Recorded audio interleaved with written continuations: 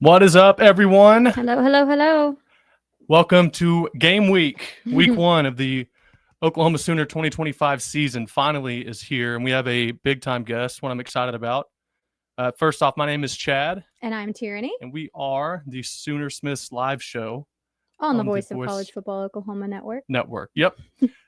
We excited that it's week one versus Hootie? Illinois State. There we go. Fun fact about Illinois State, it was the first public university in Illinois, and Abraham Lincoln wrote the founding documents that solidified or actually made the university, which I thought was kind of cool. Without further ado, I do want to get to our guest. He has a hard stop here in about 30 minutes, so want to give him all the time. I know a lot of people are excited to hear his thoughts. If you are a fan of the 2017 Baker years and of the times whenever we were in the college football playoff a lot and winning championships, you'll know this guy, one of the better H-backs I think OU's had, and certainly a guy more athletic than me. I will give it up to him. Without any further ado, Mr. Dimitri Flowers. Thank you for joining us, my man. Absolutely. Thank you guys for having me. Yeah, awesome. Well, we want to just kind of hop right into this season. First, just real quick, I got to get your reaction to what we saw last year. I know that going in, it's made some of us jaded. Obviously, you may have seen the reactions to the depth chart today dropping and all that. Oh yeah. Just give me your opinions on last year and kind of what you see. How you? And then I guess we'll just jump into the 2025 season. Yeah, last year was tough. It was hard to watch, especially just the going back and forth from QBs, and seeing some of the stuff that some of our fans were saying about our coaches, and just as a former player, knowing what these guys and these coaches go through, every single day. It was definitely tough, but I understand the flip side of it. We've got diehard Oklahoma fans, one of the best fan bases in the country. That no doubt about that. So can understand the frustration and it's a double-edged sword when you're expected to win 10, 11 games every single year. And so last year obviously wasn't up to the Oklahoma standard. I don't think anybody would say that it was. However, looking forward to this year, I can tell you guys that I'm very excited. This is first time in a couple seasons that I've been very excited about the product that we are going to put onto the field. John Mateer, big fan of his. Haven't watched his film in depth or anything, but just the highlight tapes I come across on Twitter. A big thing to me that really sticks out is not only are we getting him as well, but we're getting his offensive coordinator at Washington State. And I don't think people really understand how big that plays a part into running an offense, is where we have two key guys that are going to run the show. You got the offensive coordinator and you got the quarterback. What better guys to teach than the ones that did it a whole year before? And everybody's coming in brand new. It's all on them. And I think that's going to be big. I think our offense is going to be really electric. Absolutely. Do you have anything? No. Okay. I'm good. I have the tendency to interrupt sometimes, so I try not to, or at least not to ask too many questions. I want to jump into this coming up season. Obviously, you played with many consider the best quarterback OU's had, one of them at least in the conversation. This year, we got a guy like John Mateer come in. From all reports, he's been beyond expectation in terms of leadership capabilities and just how he presents himself. Obviously, the skill is there, but what I'm interested in is as a player that played with a quarterback like you did with Baker, who every week, and I think it may be similar, I think it could be the same this year. Every week, I feel like you went into the game knowing you had the better player at quarterback. Mm-hmm. Every week, you knew you had one of the best players in the game. What is it like just in terms of walking into practice every day, walking into the locker room, knowing you have a dude at that position? It's fun. It's fun. It's energy. Football's about energy. You got to have everyone bought in. And, everyone saw Baker's character on the field, off the field. And I think that's what made that offense so good. I mean, don't get me wrong. We had a ton of All-Americans, a ton of great players. But just the fact that's our quarterback, I'm going to go out there and do whatever I can to make sure that we win. He goes out there, he comes out with the juice. We get in the pregame fights. He just gets the locker room going. And there's just something about it that just brings the team closer. And I think when you have that leader, when you have that point guy that not only is calling the shots, but he truly believes in himself. Like I see some of the similar charismatic traits that they have. I think that's huge. Mm-hmm. Okay, thank you. I knew it was coming. I was like, so there are always those fans who are like excited for their first game. Like, it's not that big of a deal. Da, da, da, da, da. I am the flip side of that. If OU's playing, they could be playing the school of the blind, and I'm going to be out there cheering them on. So as a player, though, no matter what does it mean, like, what does that first game mean to you? Like, how does that set the tone for you? The energy, just for those who think this is, even though it's a quote unquote cupcake, which is not my words, that's what they're saying, and it should be a win. It's not that big of a deal. Who cares? But what, like, really, what does it mean? As like yeah, you kind of hit it right on the head. I mean, just talking about the tone setter, it's the tone setter to the 2025 season. You know, how is this Oklahoma team going to come out, and how are they going to react to, especially after a extremely down year last year?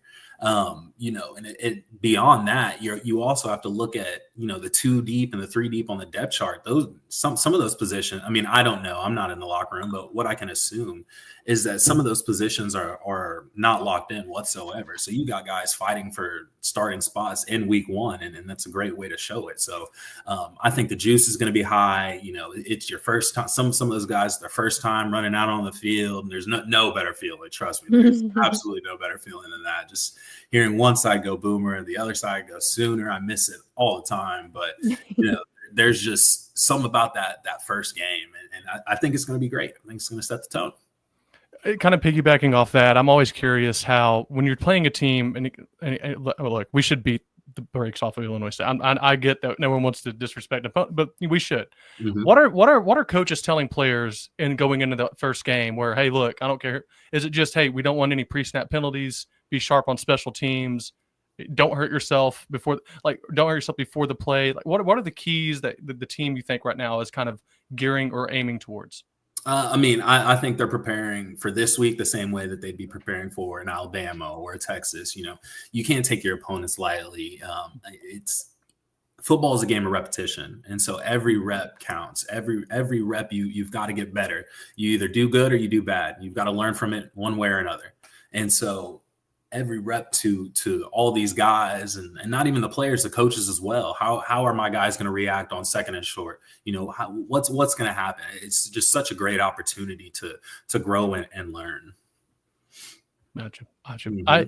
Right. No, I was just going to say, though, he mentioned, you know, some of the younger guys of second and third teams are going to get chances to maybe prove themselves to be a gamer. Like Chad says, some dudes like maybe don't stand out in practice, but when they go out in a game, they make things happen. That was Jacob Jordan last year. That was Xavier Robinson last year. Apparently X was killing it in practice anyway, but he wanted to redshirt. But like Jacob Jordan, you know, just a small kid kind of just flying under the radar, but they put him in and he made plays, he made catches, which is all we needed. And so that gives those guys a chance. But you mentioned actually your question. No, I was just going to ask him about so you obviously you're from I think you played every game your freshman year, didn't you? Or at least got time. Yeah. If I remember correctly. Yeah. Okay. So like, how different, because I get in this argument because I'm not above, you know, the bickering with the fans. I didn't play for the team. You know, Neither am I sometimes. I got it. I just get so frustrated because I get where there's all this, like, you know, where you grow up with the idea of no excuses. You win or you lose based, you know, whatever. But I got to a point last year where it was, there's a difference between a reason and an excuse. And I always use the example, like if I have a marathon tomorrow, but I break my ankle tonight and I can't run it, it's not an excuse to say, hey, I can't run today. It's like we got so injured and lost so many guys at key positions that I started to think, like, how much can true freshmen do against guys that, especially their first year in the SEC? Like, so how different is that jump from even being an elite high school player to now you're playing against like men that have been in a position for 4 years or so? It's a huge jump. I'll tell you what, it really helped me. I graduated high school in December. And so I had that full semester to kind of practice against the OU guys in spring ball and all that. And I can't say that I would have played as much as I did my freshman year if I didn't do that.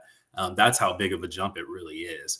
But at the end of the day, some guys are just football players. So some people have it from the time they pick up a football. And I think especially when you look at all the talent in the SEC from team to team, a lot of the rosters are filled with those guys. So you're going to have the athleticism, you're going to have that build when you're younger, but what they might be lacking a lot is that mental part of the game, you know, kind of that awareness, you know, kind of that composure aspect of things. And so to me, that's also a big difference. But year by year, your confidence goes up. Like I said, football is a game of reps. So every rep you get, you're going to feel more confident and more comfortable. So especially with these early games, and hopefully mix in those two deep and 3 deep, and just the more reps, the better. You want to be a deep football team. You have to be to go deep. It's weird. You had mentioned last year that it's just the silver lining is that the delayed gratification of all the reps they had to take last year. A lot of those players are back this year. I think we're 40% turnover or new players. We were 43% last year and 51% in 2023. So it's the most players we've retained at least, and it's still 40% new. That's just football too. I mean, with the transfer portal and everything, I couldn't even imagine playing with the transfer portal and NIL especially. Oof. It's almost like I paid you for that transition, because I wanted to ask, and then I want to get to. I have a few more questions. I want to get to some comments too, but I got to ask you about this new era of football. Just tell me, what are your thoughts on transfer portal, NIL? How do you like it? Do you think it's gone too far in some places? Oh man, I could talk about this all day. Gotcha. It's tough. I absolutely do think that college athletes deserve to get compensated for accordingly. With that being said, how do you put a measure on it? You're so early into trying to figure out how to do it that it's just the Wild West out there. And as far as the transfer portal, you just got guys leaving 1 year after 1 year after 1 year, and it's at what point does it come to an end? And there might be valid reasons each time, but I'd venture to say that's not the case 7 times out of 10. And it's just a dangerous game because there's so many people that if they just stick it out their freshman year, their sophomore year, you're going to have guys that have been in the program for 2 years already, and then they finally get to start as a junior or senior, and they just absolutely excel. And that's just one of the things that just makes college football so hard. It's such a team game, and when you have, what did you say it was, 43%, 41% turnover each year, the last couple of years, it's hard to kind of keep that cohesive bond as a team. But you got to do the best you can. Yeah, 40% I think retention, and then we had 40% new players, and then 53% the first year BV was here. It's a wild, literally the Wild West out there. You got one? No, I was going to say, well, let's just go into some of the commenters' questions here. Let's go to a couple. One of them, I want to start getting his predictions on just who he likes coming up this year, like player wise, and then that'll feed into the OU Texas stuff. But a couple of them, the dude Abides 28 said, "Big fan, Mr. Flowers." Okay, I appreciate that, young man. The Boomer 129, a frequent of the show, says, "Could you suit up today and play a full game? You think?" Maybe 2 plays. Maybe. Really? I mean, that's pushing it. We've got to be first and goal from the 2 as well. Anything longer than that, count me out.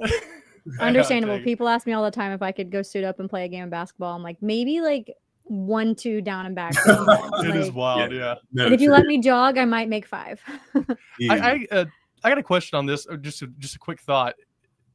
It does seem like the last few years we've been a few games in. Do we have a set offensive line? Was it like that when you were there? Did they switch around the O-line? I can't recall really. No, not. I don't think we did. I know my sophomore year when we made the playoff. We had Ty Darlington was our center. Daryl was our tackle. I think he was gone. OB was our tackle. Orlando Brown was our tackle. That was his first year starting. Then the next year, I mean, we had Ben Powers, Eric Wren, Cody Ford. So I mean, those guys were cohesive. I don't think we did too much switching, especially in the last couple of years. I mean, what Coach B is kind of had to work with, and just with the injuries and just all sorts of things, that's tough. It's an uphill battle all the way around. So you're telling me he didn't want to start 8 different lines through 9 games? Probably not. I wouldn't put my money on that. Gotcha. All right. Well, I want to move on just to this next season. Give us your thoughts of some of the players you're encouraged about seeing in offense and defensively, and then just kind of your predictions on how you think the year is going to go, and then we'll get into some game by games if you want. But yeah, I'm really excited for Jay Knott. Really excited for him. Just an elusive guy. It looks like he can catch the ball out of the backfield, do a lot of different things for us. One thing that offense coordinators love to see. I was a key example is just versatility. The more you can do, the more likely you're going to be on the field. And so when you can run and block, and he just shows a lot of explosiveness, I'm excited for that. Also, I don't know who the H-back is going to be, but whoever that person is, I'm always very excited for that. We need to bring the H-back. It's got to be featured in the offense. Defensively, who would I say? Kip Lewis. I want to see him kind of take over that role that Danny had, kind of become a leader and just go out there and use that experience. Like I said, experience, and you've got to have that in the SEC. You absolutely have to. What do you think of guys like R. Mason Thomas or Danny Okoye? Okoye's kind of hadn't been talked about as much, but I know on just listening to the guys that have been at practice, he seems like a guy that could be really special. Oh, I absolutely hate edge players. Absolutely hated blocking them, especially the ones that can rush the passer. I had Obo. I was blocking Obo in practice. They're just so annoying. But when you have someone like that can affect the play on every single snap, it's huge. You've got offensive coordinators are going to have to plan to chip him coming outside, or they're going to have to double him off the edge, and that's just big because sometimes BV is going to know that from time to time. So hopefully it opens up some other players, and I'm sure he's going to get double-digit sacks. It's got to be high up there. That would be fun. There's your prop bets, people. Okay, all right. No. So my question is, obviously OU has some big games this year. First one being Michigan, second game of the season. And then, basically any SEC game's big, but you're going to Tennessee, going to Alabama. You yourself played at Tennessee. Mm-hmm. How was that experience for you as from a player standpoint, like the energy or the hostility, or is there any place that, matches that, or is there any place that, I guess I would just say, like, what was your most memorable place to play? Obviously besides the Palace, but it's number one. I mean, Tennessee was by far the loudest. And I think a lot of that too was just the product of the game. We were down 17-3, and we were trying to come back. And I mean, I'm standing 6 inches away from Baker. I can't even hear what he's telling me. What we're checking the play. He's over here having to signal to me, and that was a deafening loud, by far the loudest place. The other place I'd say, just the absolute apex of my career was Ohio State, and I'm also going to say that was a product of the game as well, because that was. We were number 5 in the country. They were number 2. College game day was there. All eyes on us at night. And nobody expected us to win that game. And for us to go out there and kind of handle it the way we did, that game was just so memorable, so fun. Yeah, that was my brother's first away game experience. So he went with a family friend of ours, and man, he wants to say thanks, by the way. Yeah, he said thank you because he had such a great, fantastic time. And then funny enough, the Tennessee game, I was at Arkansas Tech at the time, and all of my teammates were hanging out. And I was sitting there watching the game. They're like, Tierney, where are you? I'm like, I can't. I'm sitting, I cannot right now. I said, and if we lose, I'm not coming. That is awesome. So when I showed up, they're like, I'm guessing y'all won. I'm like, yes, Oklahoma won. All is well. I want to ask you. Oh, sorry. I wanted to ask you real quick about OU Texas. A couple of questions in here on what do you think? What's your prediction for OU Texas? Obviously, and if you can just touch on what it might be like for a player like Arch, his first year starting, that kind of expectation. Obviously, I don't know if anybody, maybe I think Manziel and Tebow might have had more hype coming back, but that's about, this, it's like he's going to be inducted in the Hall of Fame before he starts Saturday. I don't know. It's just talk about what you see in terms of the OU Texas game, and then kind of just handling that kind of pressure you think for a young player. Man, that game is top rivalry in college football for me. I mean, you got half burnt orange, you got half crimson, one side saying F you, the other side saying I love you. And it is just so awesome. And for just that, not only the hype around that game, but just the feeling of it, driving into the state fair, everyone's banging on the bus. It's just, your emotions are absolutely all over the place. And so with a game like that, it's very tough to lose composure. It's very tough to just get caught up in that moment. And, 9 times out of 10, it's not necessarily who has the better team. It's who can handle that entire week better. It's who can handle the game day better, that's going to be successful. I think one of the best, there was a hype video. I don't remember what year it was, but it was essentially, it may have even been Caleb Kelly. And he said, if you make a play today, like you make a big play today, like you will be in history. Like it'll be remembered forever. It was him because he ends up getting that strip sack at the end. Yeah, with to the like Caleb seal, Williams year. to end up sealing the game, because I remember Toby yelling, "The old man did it."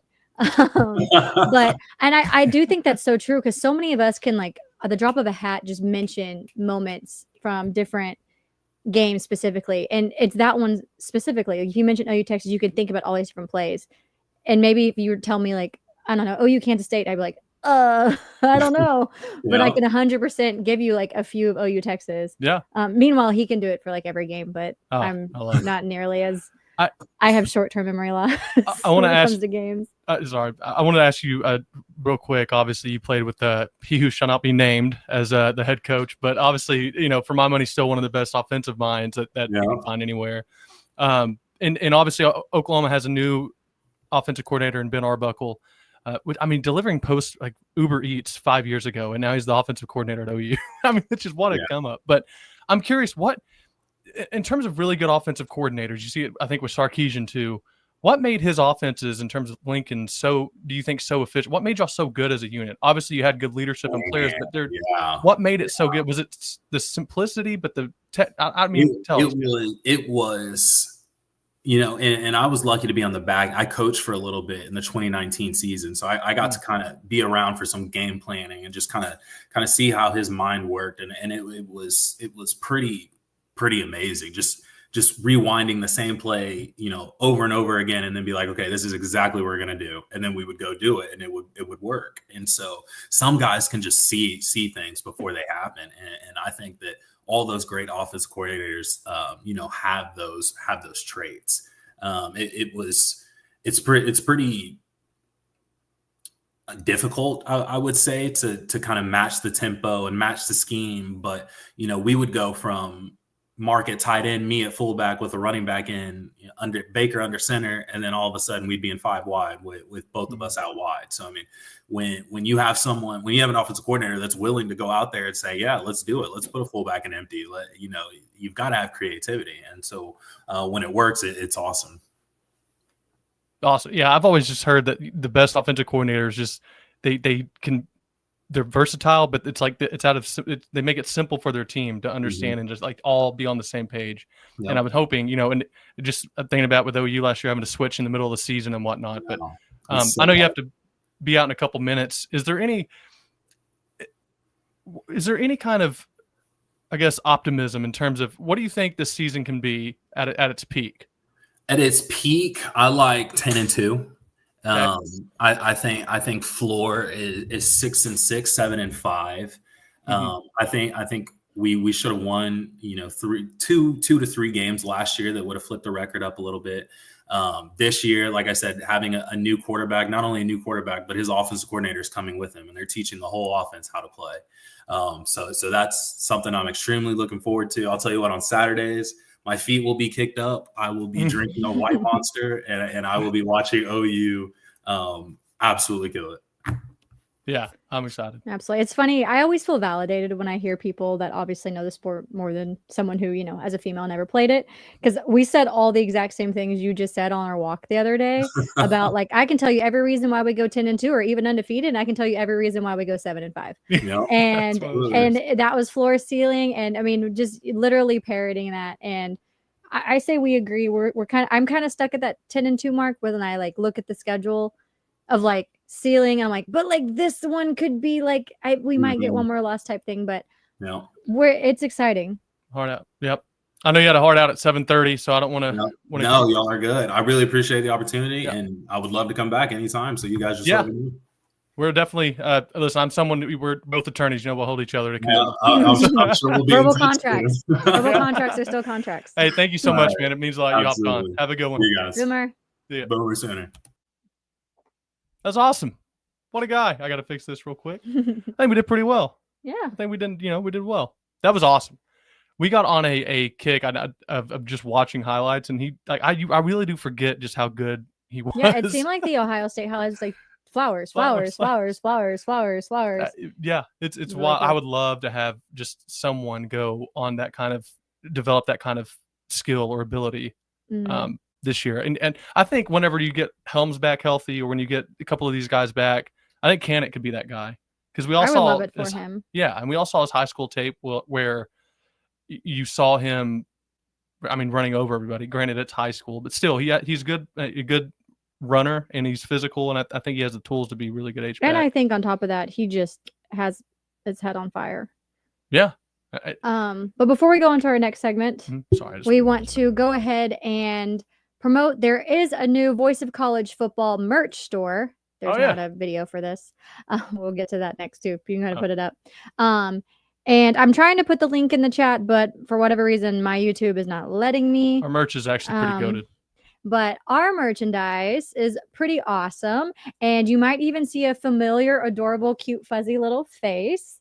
We have some Zeno Zone merchandise on top of it. So if you're interested in Voice of College Football merchandise, you can go to vocfb.com/shop. And I hope you guys just kind of check it out.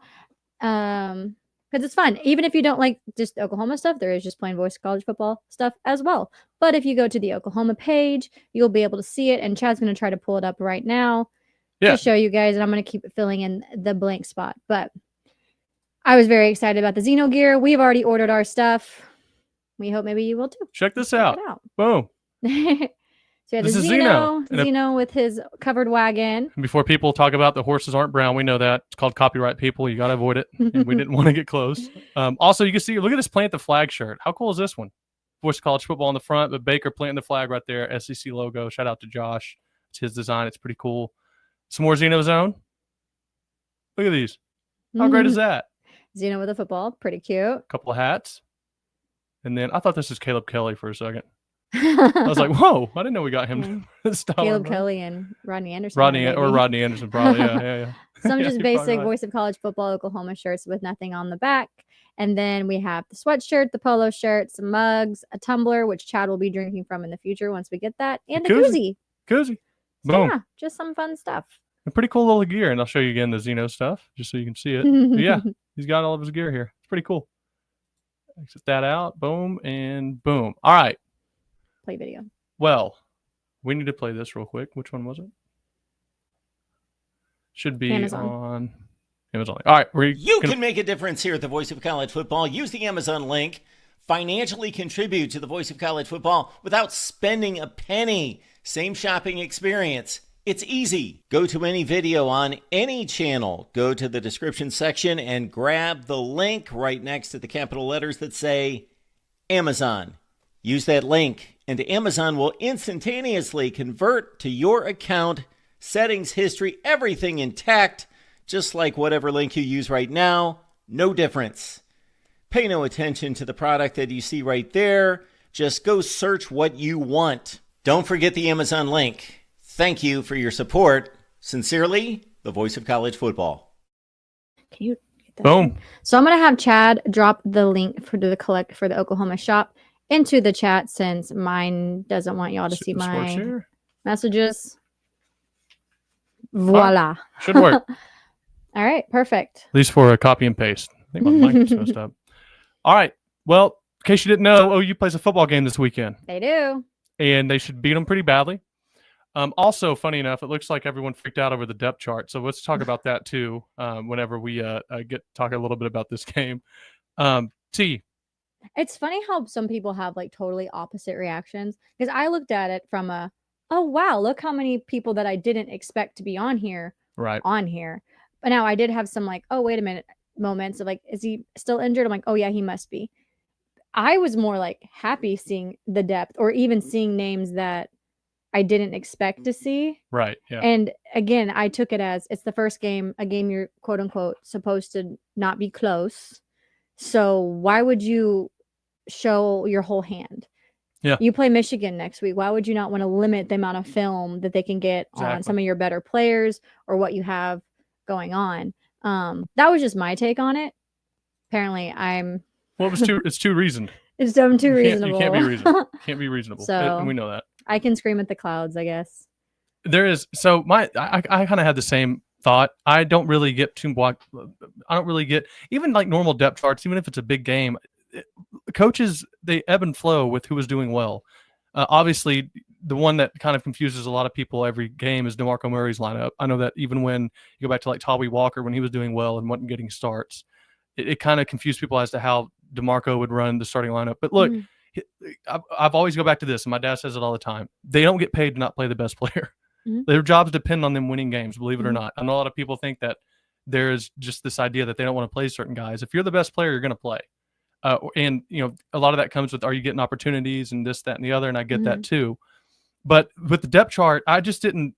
There are reasons why, like, the depth chart isn't just the best player week one. It's also rewarding guys for performing well in camp, being healthy, being available, getting the other team ready. Javonte Barnes has been a starter before. It's not like you're going for some random guy that hadn't done it. And he has been there the whole time. He's been a leader for him. He's been, you see him warming Sooner stretches, jump Sooner jacks before practice. You see a lot of these things, and they're just letting him start. He'll get the first carry, I'm sure. The first, maybe, I don't know if it'll be the first series, but I think you're going to see Jaden Knott get 10 to 15 carries. You're going to see Torrey Blaylock get a whole lot of carries. I'll be honest, I don't like that Jaden Knott is going to be apparently kick returning. I don't want him to be. I want him to be on the sideline. Ever since DeMarco Murray got hurt doing that, I just don't like your best players being out there doing that stuff. But to each their own, there's different theories on that. I didn't like it when Billy Bowman was back there doing all that stuff. I just think it's risking more injury for your especially most important players. To me, just the trade-off just isn't there. So I will say, Cortland Guillory, absolute beast of a true freshman. I think he's going to get a lot of playing time. I don't know if he's going to be the starter when Eli Bowen gets back. Right. I don't know if he would even. I think Eli Bowen deserves to have that position back when he gets here because of how well he played last year. Right. And I think there's that too. But Dimitri said it himself. Like, games like this are for second and third team to show what they can do against other competition, to try to go out there and make plays. And so again, like, I saw lots of names that I wasn't expecting to see first or second. I was expecting to see lower, or some young guys. But at the end of the day, those young guys should be fine against an Illinois State. Right. So it's like, okay, this matchup's going to be fine. Let's go ahead and do it. Now, if this was the depth chart for Michigan, maybe I would be a little more like, wait up, hold up. Yeah. Wait a minute. But I don't know. I was more excited when I saw it, just seeing the amount of players on it, a lot of oars, a lot of young people that were in the lineup. And well, really, I was just excited because in theory, a lot of them could come back if they wanted to. Yeah. Which was even more exciting. But I don't know. Oklahoma fans can never collectively be happy about anything or hopeful about anything. There's always going to be the Debbie Downers. There's always going to be those people that we talk about that they almost want OU to fail just so they can be to be right. Right. Just so they can be, I told you so. And it's really hard to ignore them. I think, but like our friend of the show, Wallace said, it's nice to be a part of a team where the fans do care about the depth chart. I mean, rather than being a team where it's like, oh, football season's coming up. Well, I guess we'll catch a game if we do. So, like, give and take with that. I don't get the whole all of this talk about, oh, look at Oklahoma, all this money we spent on players. God, it's week one. And also, I promise you, Jay Knott will be our premier back by the time Texas is here. Especially, he'll be the premier back against Michigan. You're going to see guys like sorry, we started reading this comment here by Mark M. Best case scenario for this Saturday. Great first half for the starters and see as many other players for the second half. I 100% agree. Yeah. I think you're going to see a guy like the Shakota kid. I can't believe I keep Elijah. Yeah. Thomas? I always want to call him Isaiah for some reason. It's a great name too. I'm Biblical. So bad with names sometimes. It's Biblical. Pathetic. There you go. Elijah no, Thomas. you're actually really good with names. Thank you. But I feel like simple names get you, like Jacob Jordan Jacob. Do. Yeah. Meanwhile, you can say PJ's whole name. Pujo Adabore. Yeah, you can see that means you're good with names, but you just get mixed up sometimes. Borowe. You're lucky that I knew that name because normally I'm like, ooh, good point. I think one name that made a lot of people excited was to see Michael Fasusi listed or Jacob Sexton listed as a left tackle. I do not like true freshmen starting at especially tackle when you're playing against elite defensive ends. Sorry, I didn't mean to move that. I'm always nervous when that happens, but I think it's fine play the for best Illinois players State, which is what they're going for. I don't think we'll see Michael Fasusi there for Michigan. I could be wrong. Yeah, could be wrong. Yeah, Jaron Canick also at tight end, listed as tight end 1, not even an or there. So it looks like it's going to be the Jaron Canick show Saturday. And that one made me actually really happy because that's a big move for him to move over I say it's a big move. Y'all get what I'm saying. I know he played offense in high school, but different game. Like he's been learning the defensive positions now for 2 years and decides he wants to make a switch because he wants to get on the field. And honestly, this is a kid that I will be rooting for. Same. So hard because I want him to be so successful. He just seems to love Oklahoma. Yep. Wants to work hard and get on the field. And then he loves his dog. And you know what? Burger. Good kid. Burger. A wiener dog named Burger, right? Yes, fantastic. And I just he is one kid that I think I'm rooting for hardest this year. Stacy said I'm proud of Kanik. Yes, proud of Kanik. And he could have left. This is a guy that could have left and gone to another school and found playing time easily, transfer portal, NIL. But he stays at Oklahoma, and you got to love those kids. You know, a person I want to see is Derek Simmons, the right tackle, the transfer we got in. I really liked what he had whenever he transferred in. I thought he offered just a different kind of athlete at that right tackle position. Hopefully he can be back and show us something this Saturday. I think that they have the makeup to be a really talented offensive line. They have, I think I tweeted out, they have 42 starts between 5 of them. Obviously, doesn't mean that how experience translates is left up to the games, but at least it's there for you to play on. You saw it with Texas last year, how that all translated. They had a center that had over 50 starts, started for 4 years. So Oklahoma has an offensive line. They have 6 offensive linemen who have made a combined 80 college starts, including 71% last season with Troy Everett, Fabechi Wiwu, Jacob Sexton, Jake Taylor, Logan Hallen, and Heath Ozada. And then OU had 7 different starting rotations through its first 8 games. I think that is, I don't know. I'm just excited for the experience, and I'm also excited for the guys that got in. Makula looks like he might be something special, or might be able to push for playing time. And then you also had Baklinko. So I think the offensive line's in a really good spot, especially to be ready to go by week 2. All right. Speaking of week 2, got some Michigan comments. 1982 Boomer Sooner. Is Sharon Moore coming home for his homecoming, Michigan, or is he suspended for a couple of games on NCAA? Or is that 26? Yep. He is conveniently suspended for games 3 and 4 this year. They got an additional game. It's not OU, but he's coaching against OU. Yeah, whenever they came out with that whole new penalty that the NCAA did. Yep. Weeks 3 and 4 for the first. He'll be suspended for the first game of the 2026 season, as well as weeks 3 and 4. What do you know? So he'll be there for the OU game. So he'll be there for games or he won't be there for games that essentially probably won't matter.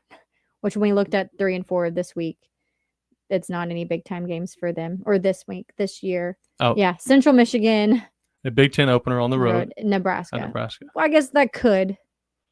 Yeah. Of late, no. But anyways, yeah, convenient.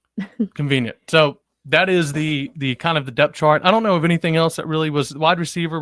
I'm still wanting Giovanni Gibson to get back before I really make an opinion on how I think that room will be. I think they have a lot of talent. I think it's the most talent we've had in the receiver position.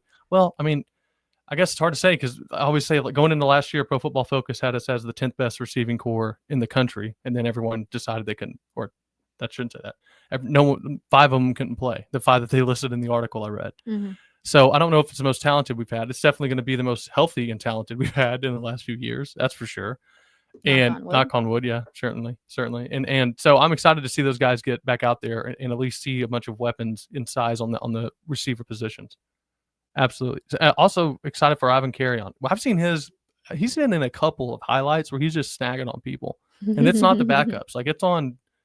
I don't know. You see like the starter numbers out there whenever he's going, and you have him, and then you get a guy like 6'4", the taller. Oh my God, Gibson. Sorry, Jaden Gibson, the other Gibson. You could potentially have like 6'6", 6'7", and then 6'6", 6'5" on both ends of the field. Pretty tall. I mean, that's a problem for defenses. I mean, you can't outcoach height. I mean, sometimes they just have it over you. So I'm excited for Elijah Thomas. I get it, okay? Well. You can't coach height. If you could coach it, I would have took all the classes on height, okay? Yeah. Caden Helms obviously dealing with the broken hand right now for tight end, so hoping he gets back quickly. I think it's a small, it's not going to keep him out multiple weeks. Right. But that one I was safe. Upset's a strong word, but I was like, oh man, disappointed because I've heard nothing but good things of practice coming from Caden Helms and like how he was feeling, how he's working. So again, hoping it truly is something small and he can. Right. And I told Chad, I'm like, of course, his lower body's finally ready to go. Yeah. And his freaking upper body decides to fail him. I know. But man, that's another kid that I just want to see on the field and making a difference because I truly believe he can. I think the most shocking position that came out is backup. What is it? Backup holder is John Mateer. Couldn't cut it. Couldn't make first string. That's I'm trying to find the actual name of it, but oh well, it's not on there. Sure. Maybe run him out to see. Yeah, he's backup. I think placeholder. Look on the special teams at the bottom. Oh, I'm looking. Sorry, my yeah. John Mateer. Holder. Number 10. Come on, John. Got beat up by Jacob Ulrich. Yeah. And Michael Hawkins, third string. I'm gonna go with those are for fakes. Yeah. I think that'd be pretty obvious. Pretty big tell if they were out there on the field. Unless can you? No, you can't. I was gonna say, can you change numbers on the sideline? Can you like take Jacob's jersey real quick? You'd have to announce it. I know. I know. That's why I said never mind. Well, okay. Worth a shot until you catch it. All right, let's talk a little bit about the week 1 game with Illinois State. Listen, we should beat them. It's not gonna one of my favorite phrases is not everything needs a big brain take. Like we should beat them pretty badly. It should not be a game. I think what's going to be more fun is to talk about some games coming up that I think will be blowouts. I agree with some other people that I think we beat Auburn pretty badly. I don't think it's going to be very close. I think it could be multiple touchdowns, 3 or more that we beat them by. Darn. I think we're going to cover versus Illinois State. And I think we also get the over in terms of points by offense. I think it's going to be a big offensive day, and I think they're going to make a point to have a big offensive day. Mm-hmm. You want people to come into Norman knowing at least we put some production on the field. Right. I mean, and here's the thing: you kind of need a stat pack because you're going to play probably between them and Texas, the best defense in the country. You're going to play probably against Michigan. Yeah. Okay. Michigan. You said and Texas. Between them, and I'm like, hold on. No, I agree. I'm excited for it, and honestly, if we score 100 points, go for it because we didn't score enough last year for me. So this would make up points for last year, and we just feel good to see us cross the pylons and have a touchdown. I don't care who it's against. That's why, that was how I felt against Kent State last year when we played. Yeah. Because some people were leaving early because we were blowing them out. And I said, no, I'm staying my booty right in this chair because I'm enjoying winning. I'm enjoying scoring. I'm enjoying the fireworks. Just let me have my moment. Right. And to which your father agreed. He's like, and my dad, they're like, no, we're good. We can stay. So I'm very excited about it. But I think mostly what you learn of this game is how the coaches kind of feel about each player. Yeah. And again, like the things that we're going to be looking for, or do we have any dumb penalties? Do we have false starts? Are we having, miscommunications? Are we doing the little things right? Did we miss an extra point? Did we miss that 30-yard field goal? Something like that. Are we getting penalties like too many players on the field? We're just looking mostly for it being a clean game.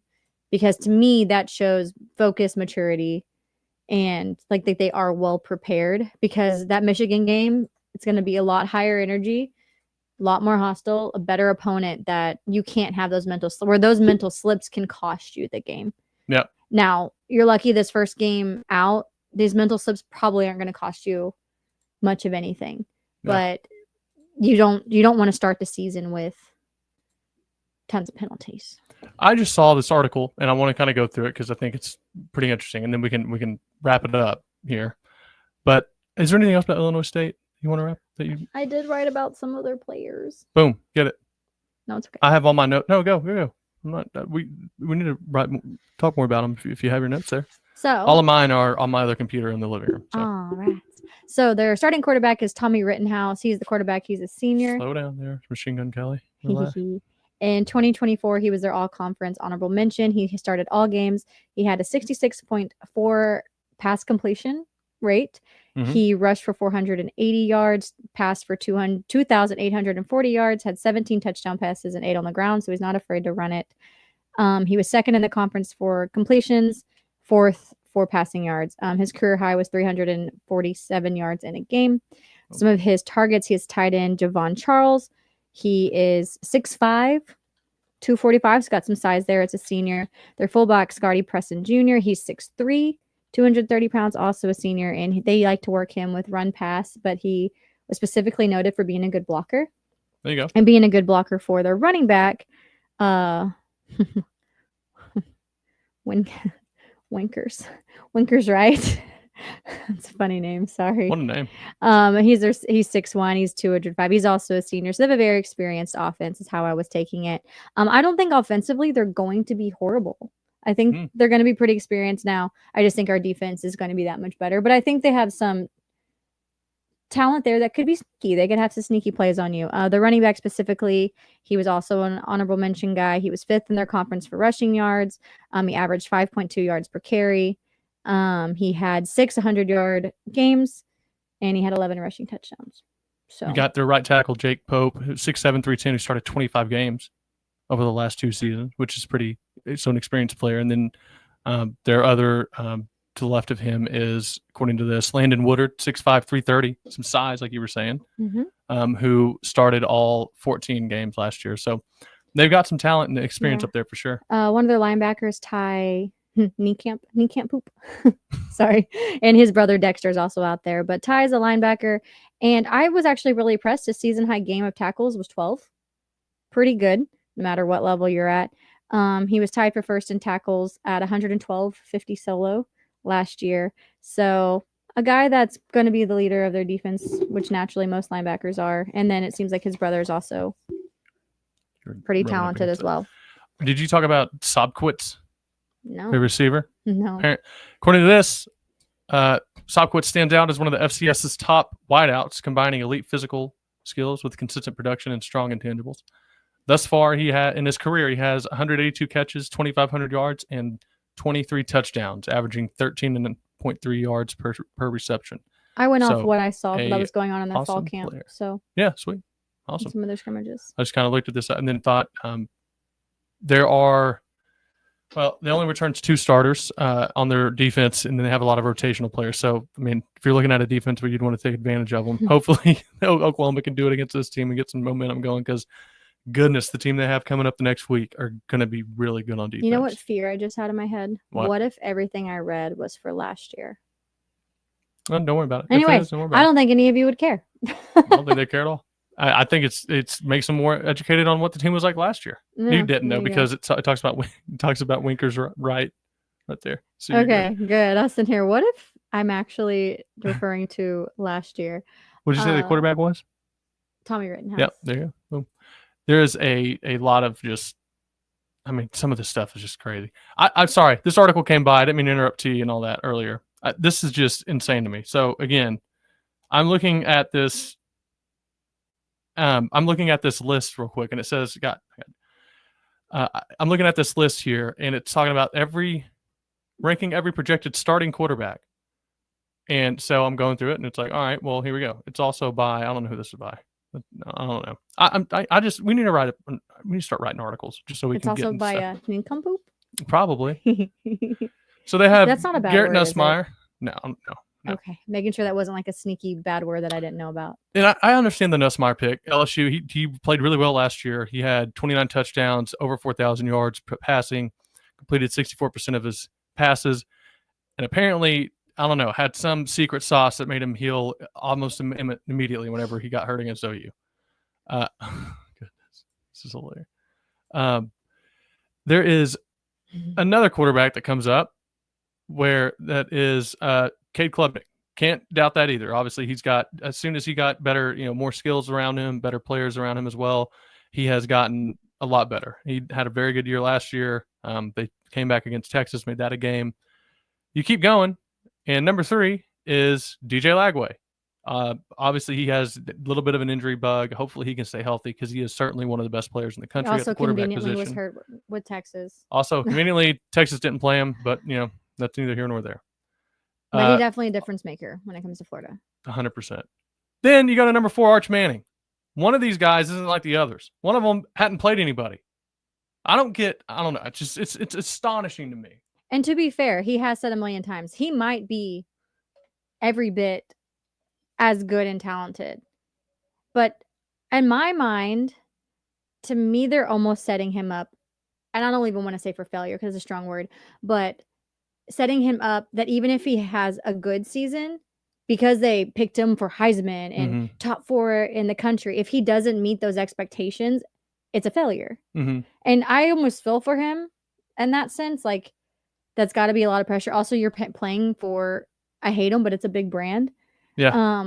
And so I don't know. I hope he doesn't do well just because we play them and I never want Texas to do well. But the athlete in me and the sympathetic nature of me is like, I feel for him because I feel like likely everything he does will be just not this. Right. And it's just not going to be. And that doesn't mean that he's bad. Right. Or that doesn't mean he didn't have success.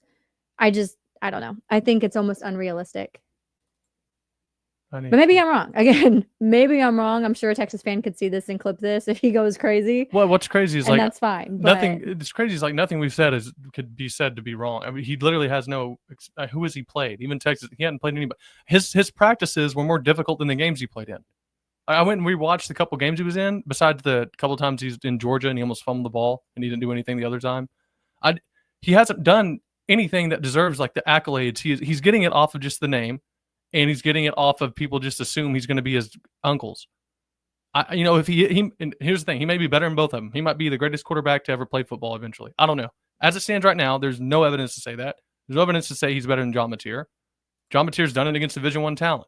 John Mateer's done it against Big 12 Division I talent. I wouldn't say there's talent that the Penn State quarterback, Drew Aller, someone who played in the playoff last year.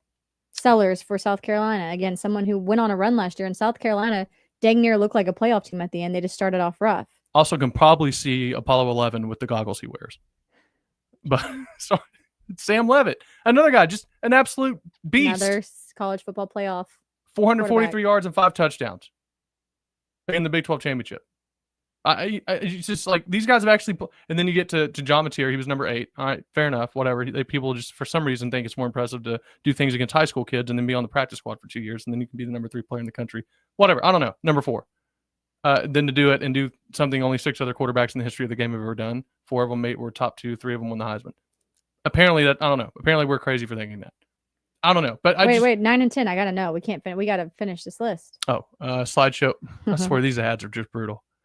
Carson Beck, Miami, is number 9. The Bulldogs getting $4 million to play the 2025 season for the Miami Hurricanes. That's just what in the world? Again, another. And then Nico Iamaleava. I mean, here's the thing. I get the point. My thing is, if Arch had been 10 here, I'd probably be like, okay. Just because at least every single athlete in front of him has proven it in a Division I game against talent. And again, you can say, well, he played UL Monroe. He went out against Mississippi State, who might as well be UL Monroe. Yeah. Who didn't win a single SEC game. No. Did they? I don't think they ever did. And I mean, it's just, I don't know, realistically. And that's where I fall for it or I feel for him because I just feel like anything less than Texas winning the national championship, which goodness gracious, I hope they don't. And him winning a Heisman, they're just going to call him like a bust or a failure. And I hope not, because that doesn't mean he is. But I do hope that he doesn't do well. So that's me hating. We're not Texas fans. It's fine. Yeah. T has put in, I don't want to take credit for this. You have put in work for this slideshow and I did. Everything. We're going to show something else first. I know. Yes. But yes, I did. I asked for your pictures from either just over the years. A lot of them ended up being, it looked like from last year or, the last couple. But I asked for your pictures just because I want to just get some energy going. I want you to see your faces on the show. And this is something I'll continue to do throughout the season is just ask for pictures. So I hope you guys continue to contribute because we want to include as many of you as we can. Again, we want to build a community here. We want to build a Voice of College Football Oklahoma family. And so this is a good way. We gotta make the family portraits, man. Yep. So we'll have one video first, then a slideshow, and then we will talk about the real star of the show. Boom. But before that, we want to just tell y'all if y'all want to make money, I don't bet unless it's a lock. We all know the phrase. College football is even more exciting when you've got some action on the line, and the games are even better when you're cashing in.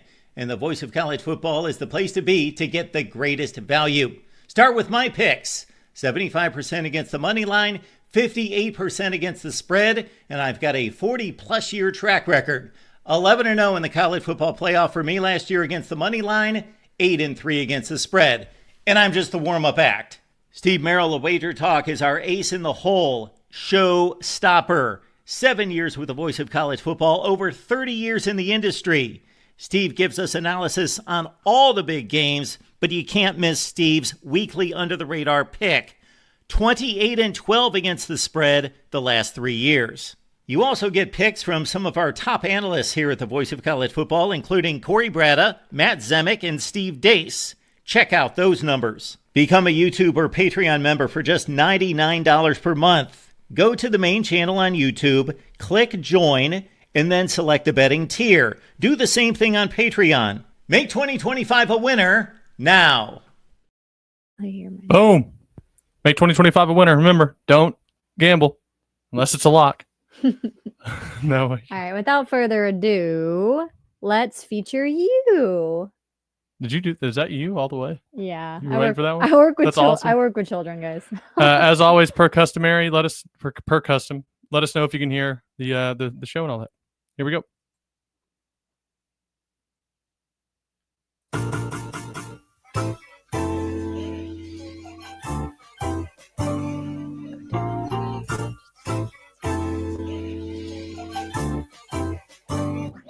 Switch it up.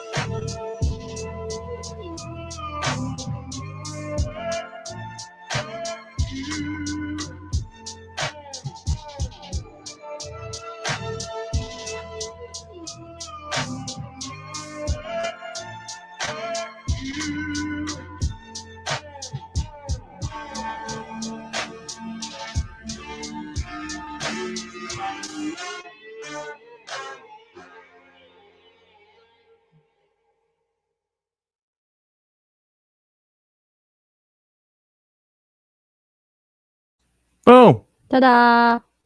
Wow, T. That's really good.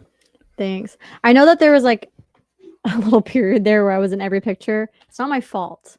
My brother sent me some. My mom wanted others included. My friend Steve was like, "That's the last picture I've had in a while." So look, judge me. I thought it was great.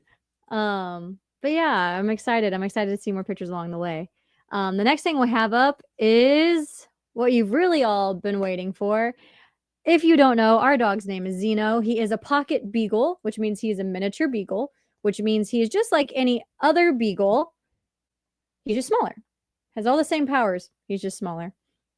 And every week I, with some of Chad's help, pick 5 games during 5 games for that week. Whoa. What I would consider more of the top games, but he always picks the OU game. If OU's playing, he will pick the OU game as well. You'll see how he picks, and we're going to keep track of his score behind me. As you can see right now, it's Harry Potter glasses, 0-0. Hopefully next week he's got 5-0. Or, as you'll see, I kind of hope he goes 4-1. You'll know which one I'm talking about when you see it. But Foreshadowing. yeah, it's fun. I hope you enjoy it. He enjoys getting all the treats, so hope you're ready. First off, thank you, Jay. I appreciate Thanks, that. Jay. You rock. Another Unfair Sports. another good great interview. podcast for you guys to check out. Unfair Sports and Locked On Sooners. Locked On Sooners. They're great. Thanks, Jay. Without further ado, here is the star of the show, the one everyone really wants to see, along with my wife, Dee, because they're great, Zeno.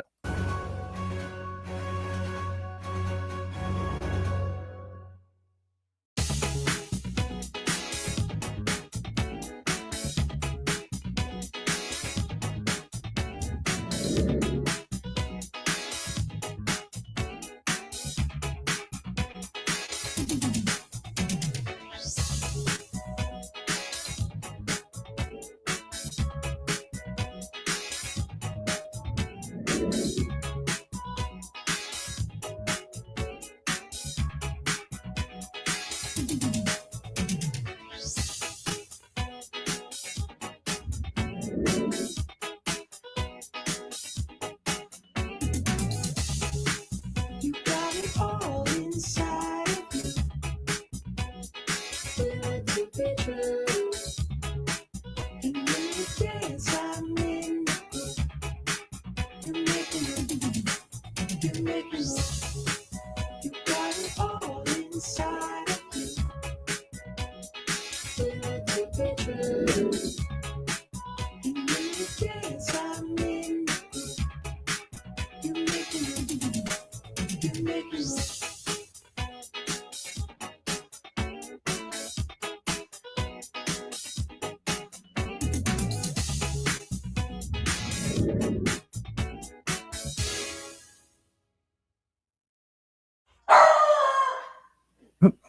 That was hilarious. Boom. You got it. I don't hate the Baylor pick is kind of sneaky.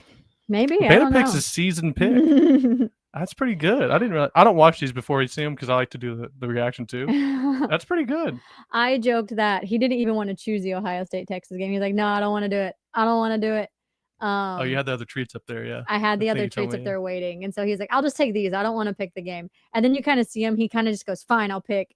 And then you kind of see him kind of look over like, I think I regret this. Mhm. So, we'll see. I hope he's wrong on that one personally. Yeah, but yeah, you and me and a lot of other fans of But- just the sport. You never know. I hope it's a good game. Yeah, same. And by a good game, I hope Texas gets annihilated. Yeah, same. But Well- yeah, we'll see how he does. Hopefully we have another winning record for him this year. He did well last year. I think he's learned a lot. Took a lot of home teams, Mhm. a lot of good bets. I think solid plays. Speaking of that, thank you all. We are going to wrap. It has been an hour and 4 minutes. We're going to try to keep these to an hour at least.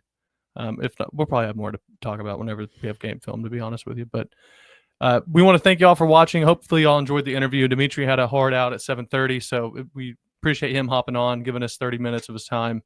And we'll try to have him back on throughout the season if we can, and just kind of get his opinion on what he's seen. And he's a super smart guy, and I like to pick his brain about different things. So hopefully y'all enjoyed that. If you didn't catch it live, you can always go back and watch it on our YouTube channel, Oklahoma at the Voice of College Football, and kind of hear his thoughts on. We asked him about playing with Baker. We asked him about what he thought made their offenses so good, and we asked him about what he's excited for coming up and some of the players he's looking forward to watching as well. So yeah, go give Right. that a listen if you didn't catch it live. Yeah, and while we are here every Monday at 7, we also want to point out the third part of Voice of College Football. Josh is here every Tuesday at 7, and he's also on a column show at Thursday at 7, which I think Chad might be joining him this Thursday for that as I'm gonna well. join, yeah. I am to be determined because once again, I do work with children usually by Thursday. By Thursday, she's ready for it to be Friday. We'll just say I'm that. very exhausted. She's on. But if you haven't had enough of us this week, you will see us again. We will be doing a post game as well. So after every game, we will be signing on to discuss the game with you guys. So hopefully, all good things this next Saturday. Mhm. And then we'll be back on Monday, and we will probably be joined by our friend from Michigan, Mr. TJ, or we'll pick another show to have with him. But we will be out Yeah, there. we'll do. Yeah. Go ahead if you Monday. can like the video. I'll give you 3 seconds. 3, 2, 1. Go ahead and throw a like on. Throw a Share the comment. video. Subscribe to our channel. Throw a comment. Put the comment. Put like your record of, I don't know. What's your favorite movie? I was and just then- gonna say, what's your favorite part of game day? Like, what are you looking forward to most coming into Okay, the first that game? works too. I personally am too. looking forward to hearing it's football time in Oklahoma. Like, it just love it. Yeah. So, like, what are you excited The for? bells What are you are ready great for? and The all that. bell's a good one. People love like that little drum beat at the beginning, and the drum major Mhm. does a little point. The lean back. What is it that you are looking forward to? And you can say the new team. You can say how we're doing. That's fine. But like, give me something about like the atmosphere or like not the game itself. You know what I mean? Mhm. Yeah. Game day experience, game day vibe. Give us a comment for that. That would be really great. Comments help the channel a ton, and we're not ashamed to ask for help. We need it. So please comment. Yes. So I guess that's all from us. We will sit here. Well, you'll probably see Chad again Thursday, and you'll see both of us on Saturday. So you guys have a beautiful, fantastic week. Stay dry from all the rain, and we will see you Saturday. Awesome. Boomer. Sooner.